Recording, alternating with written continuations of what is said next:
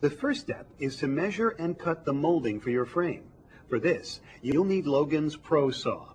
Let's take a look at how easy it is to use.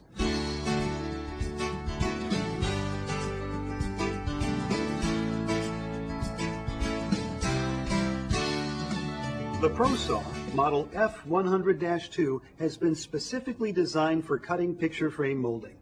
It features a 36-inch left-hand fence with an 18-inch right-hand fence to support moldings while providing an easy-to-use miter measuring scale. An adjustable locking stop provides for the quick and accurate cutting of additional pieces of molding that are to be the same length. But before we do any cutting, let's take a look at how you measure the length of framing pieces to cut. Just remember to keep one thing in mind. The outside length of a miter cut piece of molding is longer than the inside length. It is the inside length which is the side that fits along the item you are framing. So measurements must be made on this inside length. So for example, let's say you have an 11 by 14 inch photograph to frame. If you were to cut 11 inch and 14 inch framing pieces, your assembled frame would be much too small for your photograph. The outside dimensions of the frame would be 11 by 14, but the inside dimensions would be much too small for the artwork. So again, when you measure, always measure the inside of the molding for making your cuts. By the way, the inside of the molding is called the rabbet of the molding. It's the part of the molding that has the groove in it which holds the artwork being framed. Okay, it's time to cut the molding. Begin by placing the outside of your piece of molding against the fence, finished side up, so that the rabbet is facing front. Slide the molding under the saw blade far enough so that a full 45-degree cut can be made. You don't have to worry about taking any measurements at this time. Slide down the clamp to hold the molding firmly in place. To do so, first adjust the block height, then screw down the foot onto the molding. For the best cut, be sure to set the foot as close to the saw blade as possible.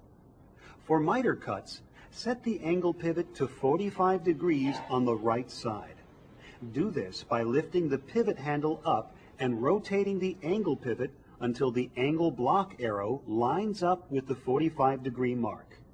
Make sure that the angle pivot locks into place. Finally, slide the saw down and cut the molding. Accuracy will be improved and cutting will be easier if you use long, full strokes and a seesaw cutting motion. This also helps to clear chips from the teeth of the saw blade. To make your second cut, which will also cut your piece to length, begin by releasing the clamp. Then, slide the cut edge of the molding over to the desired dimension. Remember to take your measurement from the rabbet edge of the molding. Align the rabbet corner on the scale dimension. Be sure to add 1/8 of an inch for clearance. In this example, we are cutting a frame for an 11 by 14 inch frame, so the measurement for our first piece of molding is 14 1/8 inches. It's important to always add 1/8 of an inch extra to every molding cut you make.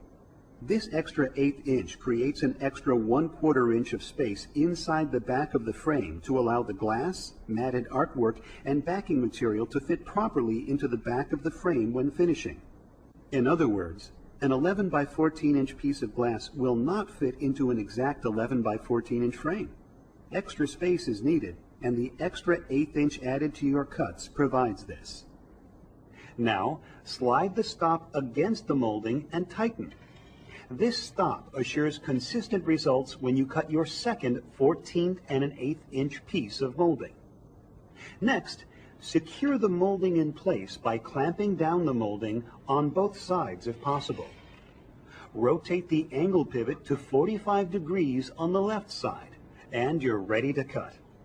Once again, make sure you cut using a rocking seesaw-like motion.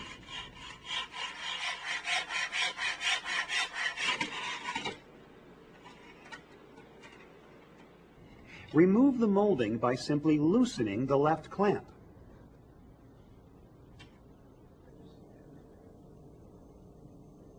Cutting your second piece of molding of the same length is even easier than the first because the stop is already in place, assuring that the lengths will match.